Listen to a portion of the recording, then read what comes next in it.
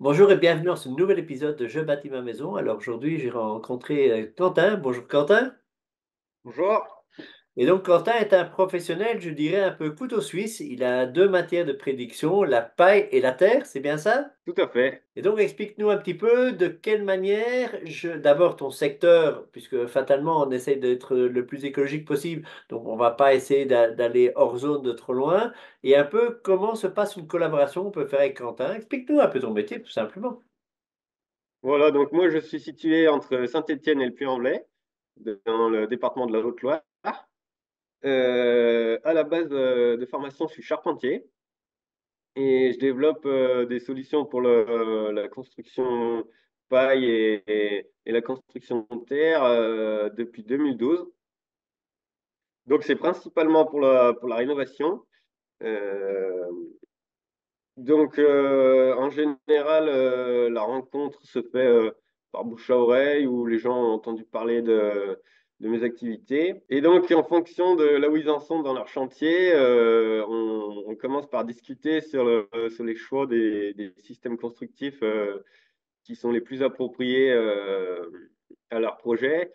Donc, en fonction du budget qu'ils ont, du temps dont ils disposent et des convictions qu'ils ont envie de mettre en œuvre. Et ensuite, donc, je les conseille donc soit sur un isolant qu'ils peuvent trouver dans le marché s'ils n'ont pas vraiment de temps, soit sur la fabrication de matériaux avec des ressources locales, principalement l'argile, parce qu'on est une région où on a une grosse ressource en argile, ou des panneaux de paille de chanvre ou de paille de seigle. Alors là, tu viens de dire un mot qui a un peu sonné à mon oreille. Tu as dit le mot panneau de paille. Explique-nous un petit peu ça. Voilà, donc ça, c'est un projet que j'ai lancé en 2018.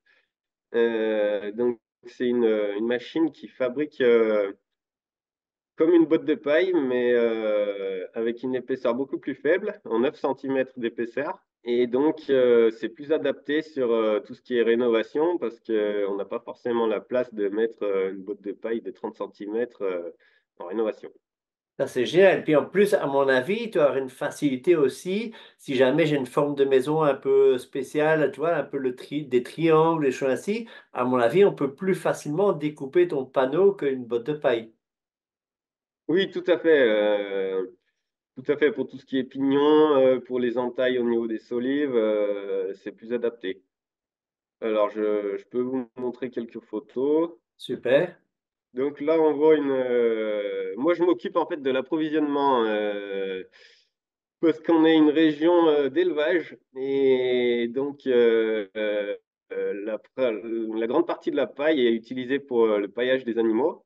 Alors, je te coupe Donc, une seconde parce que sur l'image que je vois là, on voit des ballots en rond et habituellement, quand on parle de la paille pour l'isolation, on a souvent des ballottes rectangulaires. Et donc, ta machine travaille plus facilement avec les ballots ronds? c'est ça, voilà. Moi, je me fournis un ballon rond parce que c'est ce qui est le plus pratique pour l'agriculteur au niveau de la récolte Bien sûr. en termes de rapidité. Et ensuite, on défait les boules de paille pour retrouver de la paille en vrac qu'on va mettre sur le tapis roulant en entrée de la machine. Et après, la machine va coudre et sortir le panneau. OK. Et tu sais me donner un peu une idée de la dimension de tes panneaux? Alors, mes panneaux, ils font 98 centimètres de large et après 9 centimètres d'épaisseur. Et au niveau de la longueur, on découpe sur mesure en fonction de l'utilisation. On fait une fiche de débit, un petit peu comme font les scieurs pour faire Génial. des charpentes. Super. Voilà, donc je m'approvisionne principalement en paille de chanvre parce que c'est intéressant au niveau agronomique pour fertiliser les terrains, notamment pour la culture de la lentille au niveau du Puy-en-Velay. Et ensuite, donc, je mélange avec de la paille de seigle ou de la paille de blé.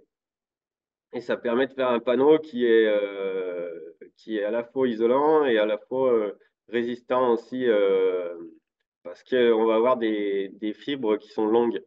Alors voilà, donc ça c'est le panneau de paille qui sort de la production de la machine. Et après, donc voilà, la production sur palette.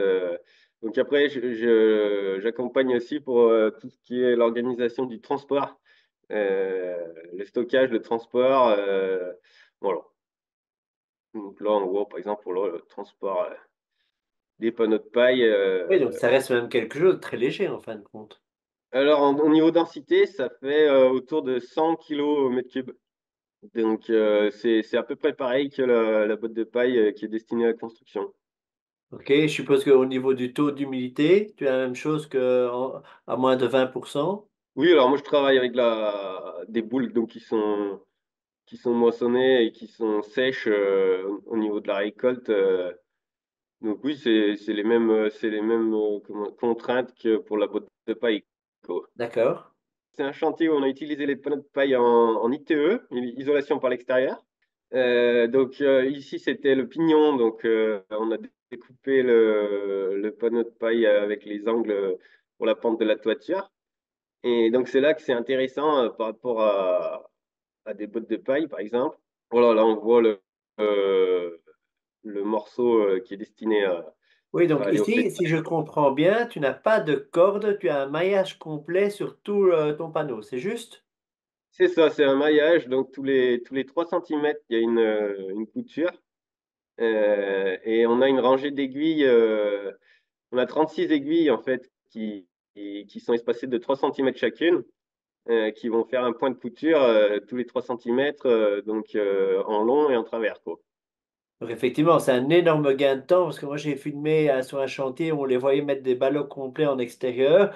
D'abord, il fallait réarranger les ballots pour donner un peu des coins rectangulaires et plus des coins arrondis. Et après ça, ben, il fallait aussi, avec tout un travail d'aiguille, et recouper les ballots pour faire des demi-ballots ou des tiers de ballots en fonction de son besoin. Tandis qu'ici, entre guillemets, l'opération est beaucoup plus facile. C'est ça, tout à fait. Super. Et éventuellement, si je veux une plus grande épaisseur, il n'y a rien qui m'empêche de mettre deux panneaux de 9 centimètres croisés. Voilà, c'est ça. Donc, Donc avec après, question thermique et ça peut être un bon plan, ça. là, c'était un bâtiment neuf avec une structure poteau-poutre et une ossature bois secondaire.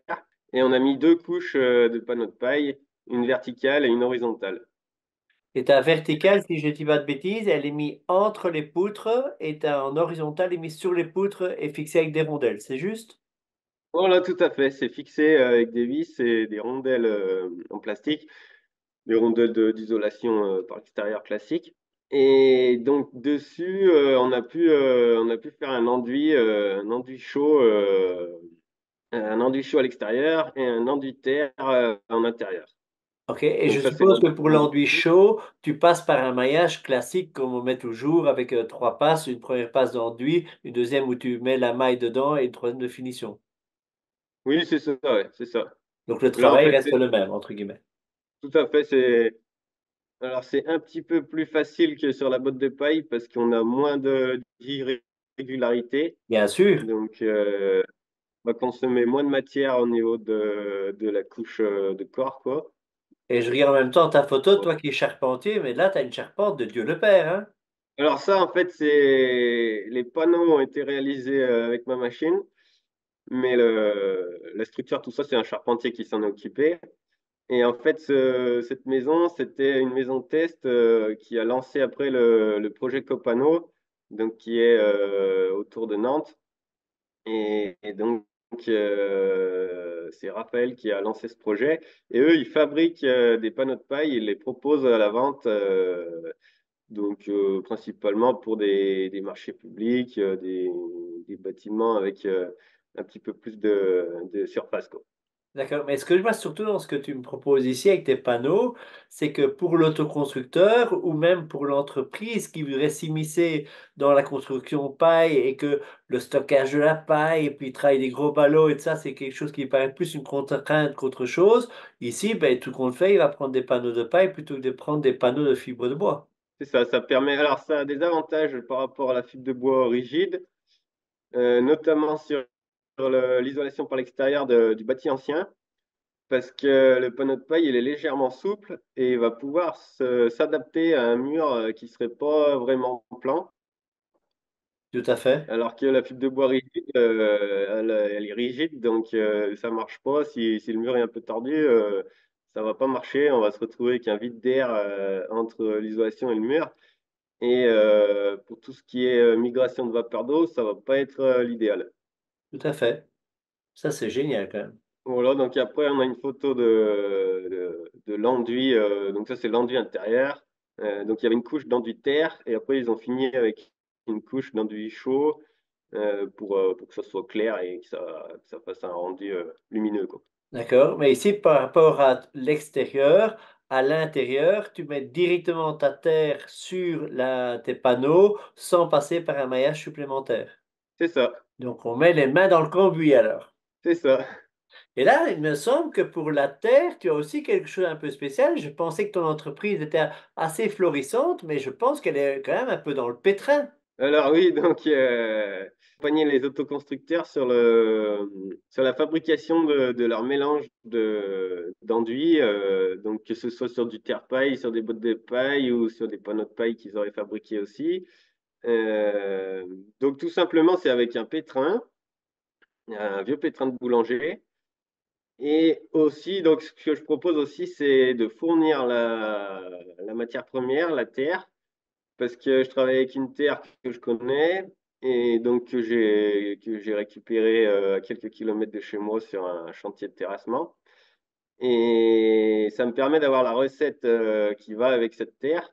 Et du coup, les gens vont gagner du temps sur leur organisation. Ils n'ont pas besoin de se demander où ils vont prendre la terre, quelle recette ils vont choisir. Donc, ils n'ont pas besoin de faire tous les essais Et surtout, d'enduit, ils d'attendre. savent qu'elle a déjà été testée, donc ils n'auront pas de risque de fissuration. Voilà, donc ça limite les problèmes, c'est ça. Ouais. Euh, voilà. Donc ici, on peut voir la fabrication de la barbotine. Donc là, Expliquer un petit c'est peu pour les gens qui n'y connaissent rien, c'est quoi ta barbotine? donc tout simplement c'est une soupe d'argile. Donc on va mettre l'argile dans le container. On va mettre de l'eau. On va laisser gonfler plusieurs semaines. Et après, on va venir malaxer avec un malaxeur portatif pour obtenir une soupe d'argile liquide. Et ensuite, on va pouvoir tamiser cette soupe d'argile. Donc ça va servir à faire, par exemple, des mélanges en terre-paille allégée ou ça va être un ingrédient pour faire les enduits ou pour faire les couches d'accroche. Sur les bottes de paille, on a besoin d'une couche d'accroche en argile. Donc c'est cette barbotine qu'on va utiliser. D'accord. Donc moi, en fait, le bac, il est toute l'année à l'atelier. Donc l'argile, elle est déjà à l'intérieur, elle est déjà gonflée. Donc l'autoconstructeur a juste à venir malaxer pour avoir un mélange homogène, tamiser, et ensuite il peut repartir avec sa barbotine prête à l'emploi, quoi. Super. Voilà donc la photo du pétrin. Donc ce pétrin, il permet de faire des mélanges argile-fibre avec des fibres relativement longues et d'avoir des mélanges qui sont très dosés en fibres. On ne peut pas faire ce type de mélange avec une bétonnière classique parce que dans la bétonnière, la pale est fixe, alors que là, le pétrin, la pale est mobile. Et du coup, la pale va venir décomposer la matière contre le bol et on va casser tout ce qui est motte, tout ce qui est grumeaux pour avoir un mélange très homogène. Mais ça, c'est quand même un énorme avantage Donc, parce qu'effectivement, quand tu repasses sur de la paille en vrac et que tu as des trop longs brins, moi j'ai entendu que souvent les gens devaient recouper un peu tous les brins parce qu'ils n'arrivaient pas à bien la mélanger. Tandis qu'ici, ta machine, ben, elle fait le taf. c'est ça, c'est ça. Donc après, on a différentes recettes en fonction de ce qu'on veut faire. Si on veut faire un enduit correcteur thermique ou si on veut faire un enduit qui va plutôt accumuler de la masse thermique. Euh, ou si on veut faire un panneau de terre, ou voilà, en fonction des applications, on va mettre de la paille plus ou moins longue avec en quantité plus ou moins grande, quoi. Et donc Donc j'ai ta deux sortes de recette est terre, tributaire de la fonctionnalité du panneau. c'est ça, tout à fait. Bah, de l'enduit, quoi. De l'enduit, excuse-moi. Et donc j'ai deux sortes de terre, j'ai de la terre argileuse et de la terre sableuse. Donc, ce qui permet d'éviter de consommer du sable pour faire les mélanges. Parce que c'est dans les carrières, ils vont laver le sable pour enlever l'argile qui est contenue dans le sable. Et donc, c'est un peu dommage d'utiliser du sable lavé pour le remélanger à de l'argile. Ça n'a pas de sens. Alors que localement, on peut trouver de la terre qui est sableuse, euh, qui contient déjà un pourcentage d'argile. Et voilà, ça, c'est plus logique. Tout à fait.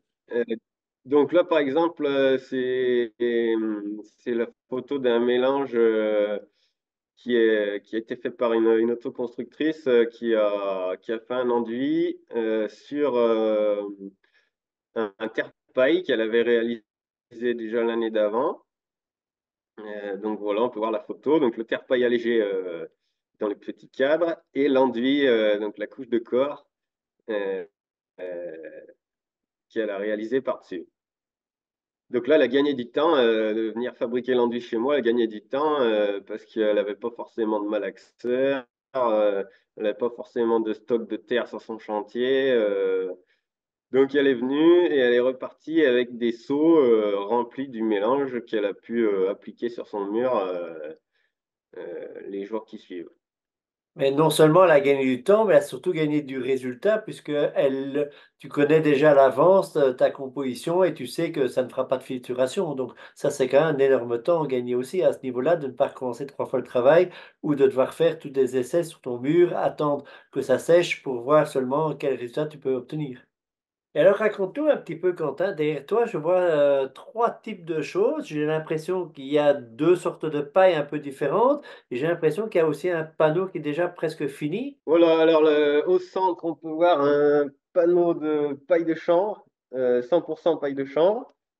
De ce côté, c'est avec de la paille de riz, parce que la paille de riz a des avantages, notamment quand la paille de riz passe dans la machine, on a une compression qui va être supérieure et du coup, on va avoir un coefficient d'isolation thermique qui va être plus intéressant. Mais bon, moi, je préfère pas travailler avec le chanvre parce que c'est local et donc je vais le chercher autour du Puy-en-Velay.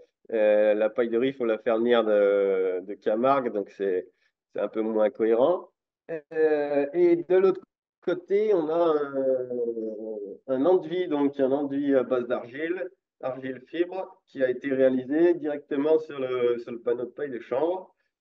Donc en fait, c'est simplement pour montrer qu'on peut Bien sûr. réaliser un enduit, que c'est support d'enduit, quoi. Et Génial. donc là, Là, on voit quand même que tu as une grosse épaisseur. Tu as quoi? Ton enduit a quoi? 2-3 centimètres d'épaisseur? oui, c'est ça, 3 centimètres environ. Ouais. OK. Et ça, tes 3 centimètres, ils tiennent tout seuls, entre guillemets. Oui, Puisqu'on c'est voit ça. que dans le bas, il n'y a même pas de paille dessus. C'est ça, c'est accroché. Alors ça, c'est exactement pareil que la botte de paille. Donc sur la botte de paille, on a des règles professionnelles qui stipulent qu'on peut faire des enduits directement sur la botte de paille. Donc là, c'est pareil, c'est le même support, on va dire. Euh, voilà. Alors, je viens de sortir d'un chantier maintenant, parce que j'avais vu quand tu mets tes poutres de bois, de quelle que soit la section, que la terre ne prenait pas bien dessus, et eux, ils mettaient pour recouvrir la poutre un morceau de tissu base de coton. Généralement, c'est des cotons de sacs d'emballage, de café ou d'autres choses. Est-ce que toi, ta terre, tu la mets directement sur tes panneaux de bois, ou bien tu passes aussi par quelque chose d'intermédiaire? Alors en général, on se débrouille pour avoir une surface qui est entièrement composée de paille. Donc, c'est-à-dire qu'on va visser le panneau de paille sur l'ossature bois. Donc, les bois vont être cachés derrière. Et ça va OK. éviter d'avoir du coup ce problème de changement de matériaux. D'accord. Et donc, si je reprends ton cas où tu as fait un panneau qui était mis, on le voyait bien, entre des poutres, et donc fatalement, si tu viens à l'intérieur, tu vas encore croiser dans l'autre sens avec un panneau de paille pour pouvoir reprendre l'ensemble de tes poteaux. Alors, c'est vrai que sur le projet qu'on a vu en photo, côté intérieur, on avait donc une alternance de panneaux de paille et de structure bois. Mais comme c'était à l'intérieur et qu'on a fait une couche de corps qui était relativement épaisse, Ça n'a pas posé de problème au niveau de. On a pu passer par-dessus. Génial. Donc, c'est pas Parce une que, obligation de passer par cette toile de coton à mettre avant dessus. en extérieur, je dirais que si. Mais là, je parle en intérieur. En intérieur, après, ça dépend de l'épaisseur et la quantité de fibres qui est présente dans l'enduit. D'accord. OK. Alors, c'est mieux de tramer, hein. Si on travaille avec un enduit qui n'est pas très fibré, il vaut mieux tramer. Sinon, on risque d'avoir des fissures. Mais le fait de ta fibre, c'est ça qui va faire la solidité, qui va empêcher en fait de se fissurer. La fibre qui est contenue dans l'enduit, oui. Une expérience, on va dire, de fabriquer une plaque de placo, comme une plaque de placo, mais en argile et en fibre. OK. Donc, on a mélangé dans le pétrin un mélange avec une grosse quantité de fibres, euh, et notamment aussi de la fibre fine sous forme de bouse et de crottin. Et on a étalé ça dans un coffrage, et ensuite on a laissé sécher. Et donc, on voit qu'on a pu obtenir un panneau qui fait 4 cm d'épaisseur, qui ensuite a été vissé sur une ossature bois pour remplacer une plaque de plâtre devant une isolation en fibre de bois. Ça, c'est génial. Donc en fait, ça montre un petit peu les, les capacités qu'on peut avoir en termes de résistance mécanique, résistance à la traction. Là, on peut visser le panneau de terre et il ne fissure pas, il ne casse pas. Donc dans les enduits, c'est un peu les mêmes composants. Donc si l'enduit est très fibré, on peut largement passer par-dessus des montants ossature bois sans problème. Tout à fait. Euh, Voilà. Par contre, il faut avoir un outil qui permet de mélanger cette fibre. Et en bétonnière, c'est compliqué. Donc, c'est pour ça qu'en général, sur les chantiers, on fait des enduits qui sont moins fibrés et on compense par l'ajout d'une trame. Et ça marche aussi très bien. Allez, j'ai juste un seul regret, c'est que tu habites trop loin de chez moi. Ah bah oui, Non, mais je trouve ton idée géniale et effectivement, les gens qui sont dans un rayon autour de chez toi, on va dire une centaine de kilomètres pour ne pas avoir trop de transport, mais ils ont, entre guillemets, cette facilité d'avoir déjà les panneaux prêts à l'emploi, d'avoir de la terre prête à l'emploi qui a déjà été testée et que tu connais directement le résultat dessus et que là, ben, en une fois, ils peuvent y aller, ils ont cette certitude de s'engager dans quelque chose qu'ils ne maîtrisent pas du tout et tu rends en fait le travail de la terre et la paille, mais facile et accessible à tout le monde. c'est ça. Voilà, c'est pour répondre un petit peu à un besoin sur le secteur parce qu'on est loin des fournisseurs de matériaux. Parce que dans notre région, on a quand même Alliance 4 qui fournit des matériaux aussi qui sont très bien. Mais on est à 2 heures, 130 km. On a Terre de Combronde aussi qui font des choses avec la terre. C'est un très beau projet. Mais on est à aussi 2h30, 160 km. Donc c'est vrai que c'est compliqué pour les gens d'aller se fournir chez eux, quoi. Tout à fait. Mais Quentin, tu voulais encore nous partager autre chose ou bien on a fait un peu le tour? Parce que moi j'ai l'impression que tu as déjà donné un tas d'idées et je vois déjà dans ma maison des choses qu'on pourrait faire autrement grâce à tout ce que tu nous as partagé aujourd'hui. On a une expérimentation que j'ai pu faire une maison de famille où on a fait un mur chauffant en rénovation, donc en isolation par l'intérieur. Euh, là, voilà. Donc là, on peut voir les étapes un petit peu de la fabrication du mur chauffant. Donc bon, bah déjà, il a fallu enlever la tapisserie, tout ce qui était les matériaux qui pouvaient bloquer la migration d'humidité au niveau du mur. Tout à fait. Donc enduit ciment, tapisserie trop étanche, et ainsi de suite. Ensuite, on a appliqué une colle pour coller le panneau de paille. Donc une colle à base de chaux parce qu'on avait déjà un enduit chaud qui était existant. Voilà, donc là, on a posé le panneau de paille contre le mur, collé. Tout l'intérêt de l'avoir à la dimension voulue. Voilà, donc là, on l'a fabriqué sur mesure à la hauteur de l'étage. L'enduit chaud, il était légèrement courbé, donc le panneau de paille a pu s'adapter, comme il est souple, il a pu s'adapter au support. Tout à Donc là, on fait. voit qu'on ne voit même pas les jonctions grâce à ce côté souple, ça permet de faire des jonctions qui sont très propres. Quand Ensuite, tu on mets a ton panneau comme réalisé. ça avec la colle, tu as encore un peu le temps de réagir pour l'ajuster ou ça prend très très vite et puis que vite, si tu n'as pas agi trop vite, c'est un peu compliqué. Non, non, ça, on a trouvé une recette de colle qui permet qui sèche, qui met longtemps à sécher. Donc on a le temps de positionner le panneau correctement. D'accord? Et Et alors, il ne risque pas de tomber tout seul ou bien tu as dû mettre quelques vis de renforcement? alors, on peut mettre des vis. Là, c'était expérimental, donc on a cherché à faire la solution la plus économique possible. Donc, on n'a pas mis de vis, on n'a pas mis de vis ni de cheville. Euh, euh, c'est pas forcément évident de cheviller dans un mur ancien, surtout que là, on avait des très petites pierres. Donc, D'accord? on a de grandes chances de tomber dans le joint, puis finalement, la cheville ne tient pas. Donc, on a fait double encollage et grâce aux propriétés de succion de la colle, ça fait un effet ventouse et le panneau de paille il tient tout seul finalement collé contre le mur.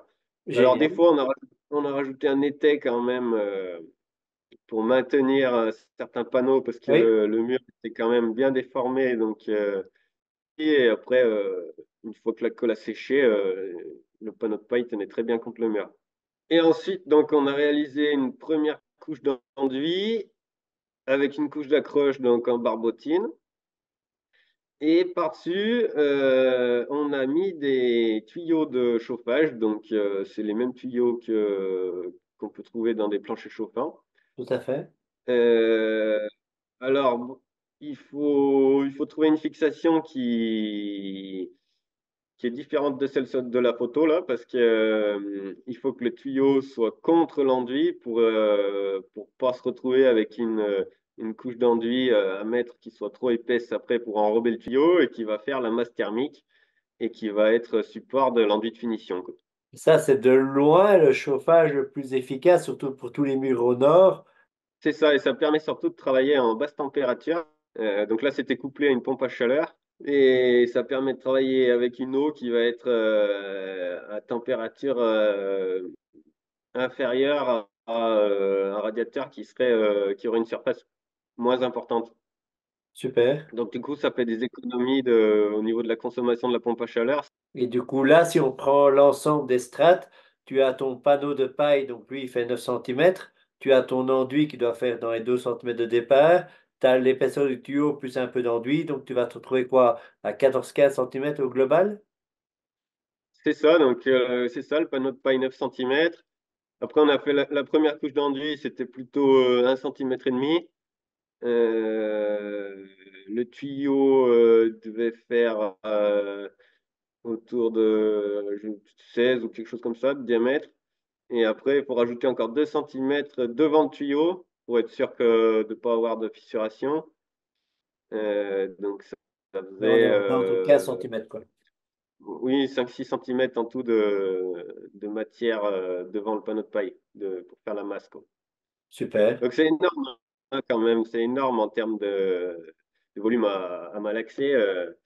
Ça fait des grosses quantités quand même. Mais c'est pour ça que, effectivement, le type de chantier par l'autoconstructeur est intéressant parce que s'il y avait fait, lieu de payer la main-d'œuvre, ben, fatalement, c'est impayable. Et là, c'est une bande de copains et puis on aura l'occasion de boire une bonne bière à la fin du chantier. Voilà, c'est ça, c'est ça. C'est ça. Mais il faut quand même que le procédé soit quand même bien organisé parce que sinon, ça peut être décourageant, quoi, Mais bien sûr. Mais ce genre de chantier-là, donc là, mes élèves savent bien, hein, et les gens qui me suivent, ben, qu'avec Twiza ou d'autres réseaux, on peut lancer des chantiers participatifs et que quand on a des matières intéressantes ou des techniques particulières partagées, ben là, les bénévoles sont assez friands de tout ça. Et dans ce cadre-là, toi, tu pourrais aussi accompagner un petit peu sur le terrain pour qu'ils soient un peu plus à l'aise, en tout cas pour la phase de démarrage, ou ça, c'est quelque chose que tu fais rarement? Alors, moi, j'ai organisé des chantiers participatifs pour une maison que je rénovais. Donc, c'était moi c'était une maison de famille, mais voilà. J'étais organisateur de chantier et accompagnateur. Euh, j'ai travaillé avec Stéphanie Paulet qui accompagne, enfin, qui organise des chantiers participatifs, enfin, qui accompagne qui fait des enduits donc qui a fait aussi des enduits sur les panneaux de paille. Voilà. Donc, si c'est pas par toi, ce sera par un autre professionnel qui connaît la technique et puis en avant la musique. Oui, voilà, c'est ça, c'est ça. Super. Ben écoute, Quentin, moi je dirais un super grand merci pour toutes ces informations et tu nous as partagé comme des chouettes choses parce qu'effectivement, le chauffage par le sol, ben, tout le monde connaissait, mais tout le monde ne pensait pas qu'on pouvait faire aussi ça avec de la paille et surtout pas au niveau mural. Et puis là, si les gens sont intéressés, ben, gentiment, je mettrai tes coordonnées, ils t'envoient un petit mail et puis après, vous voyez plus loin. Voilà, Un tout grand merci à toi et je te dis à bientôt. Ciao, ciao. ça marche, merci.